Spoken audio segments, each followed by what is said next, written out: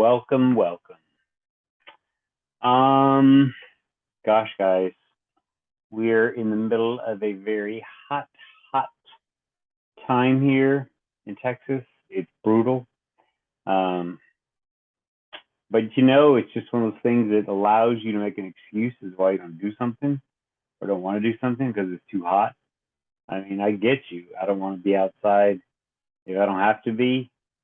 I try to plan my days to where I can just go somewhere, be indoors, and be done. Even my runs and my bikes, I try to do it super early in the morning, like before the sun comes up. It's still 80 plus, but it's not as bad. This is not going to last forever and it's going to be gone soon. But it's one of those things, what are you going to do while you're in this? But, I thought about this the other day, though, on one of my runs. On my runs is when I can really listen to stuff and kind of think and look back at life, my life. And and I posted on Facebook the other day, but it's like it took me losing everything to get everything I really wanted. The person I was and where I was in life, I wasn't happy and I wasn't satisfied. I didn't really know what to do to get out of it. And I didn't know what to do, but I did know what to do, if that made sense. If I really wanted to get out of it, I would have changed my life, right? But for some reason, I was stuck. I was in this loop. I needed a massive action to help me change my course. And that was, basically losing everything I had and starting from scratch. And it was hard, but then I realized once I removed my ego from my situation that it was easier for me to then really go for those things I wanted. And it really was, my rock bottom and where I wasn't where I wanted to be or was supposed to be. And I just looked at where I wanted to be. And I just, if I was here down low and these people are up high, I just had to fill in the dots and get there, right? Fill in the spaces and steps. And so that wasn't that hard. Well, it was hard, but it wasn't that hard. You know what I mean? It was making that decision to do it was a challenging part because we all know areas of our life we need to change, but making that decision of changing is the hard part. Being honest with yourself that, hey, I need to do this to be this way. And honestly, it was for me, I realized that all these people that I wanted to be like got up really early and they all meditated. And I was always that person that just said I could never sit still and meditate. I could never do it. That wasn't me. Well, that was a lie I was telling myself, obviously, because I now do it every single day. And I got up really early, and I also I had stopped drinking years before, but I realized I didn't like being reliant on Ambien, like having to take this thing at a certain time to be able to sleep. And I remember I went into my doctor's office, the nurse practitioner there, and I just said, I don't want to take this anymore. I mean, this was a drastic action. Like I just told her, do not write this for me anymore. I do not want to take this anymore. And I'll just, I'll figure something out. But I also realized if I get up at 2 or 3 in the morning and stay up, I'm probably going to be tired the night before, and or then that night. And so then, I mean, I started doing that. That was kind of my fix. If I could plan it to where I got up and did it, I didn't do it on a weekday. Your school light, air quotes. I did it more. I did it on a weekend where it didn't really matter if I slept or didn't sleep. Well, you know what I mean? Like if worst case I could take a nap. But I committed to it and I went, all in on it.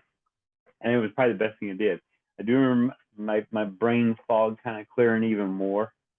But it was one of those things I just had to be honest with what I really wanted out of life and how to get there. And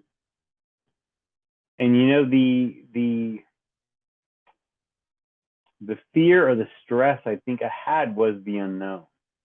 And that I learned that if I could just defuse it or cut it off, like don't worry about what could happen.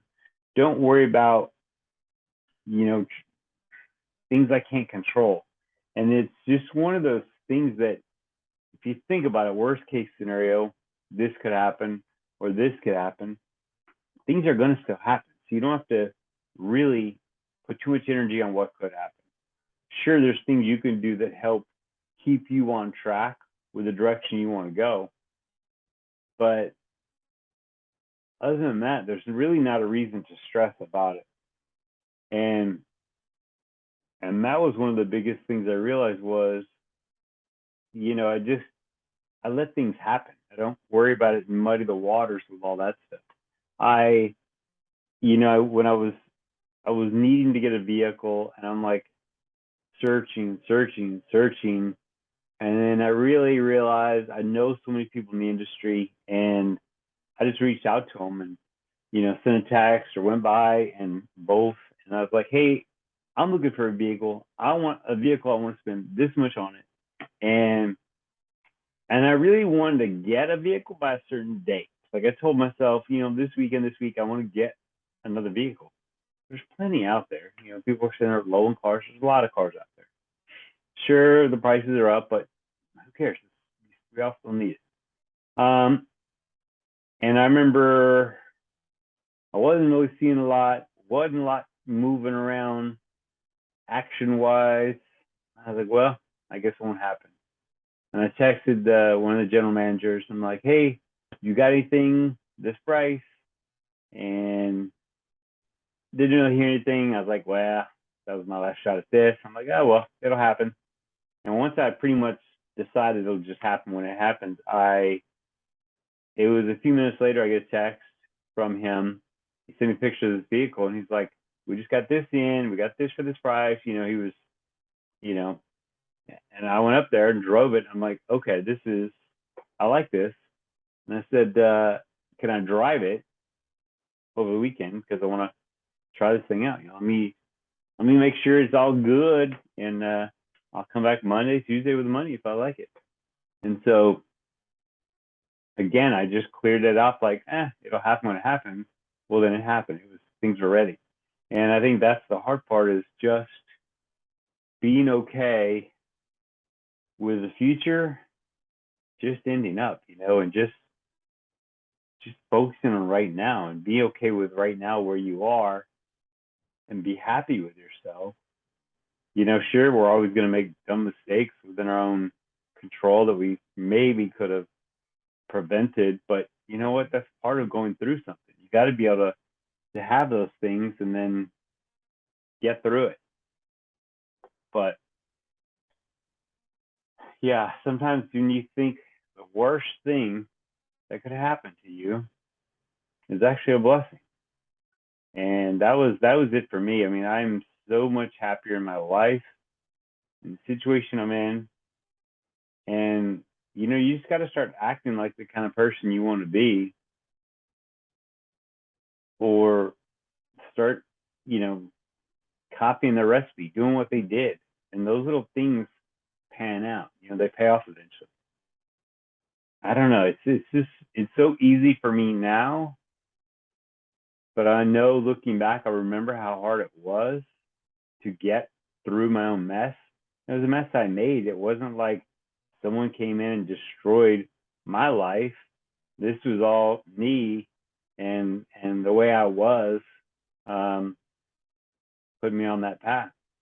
And I'm so, it's just like every time when a relationship ends, it's so hard, it's so painful, it feels so horrible. Then years later, you find somebody else and you realize, wow, that really wasn't that bad. And I'm also glad that thing, didn't go the direction that it was headed. And you got to just be happy for those happy accidents, Don't dwell in the past. Be thankful it's over, but then keep going, All right. Just want to pop on here and say that real quick. That's all I got. All I got, guys. So next time, bye.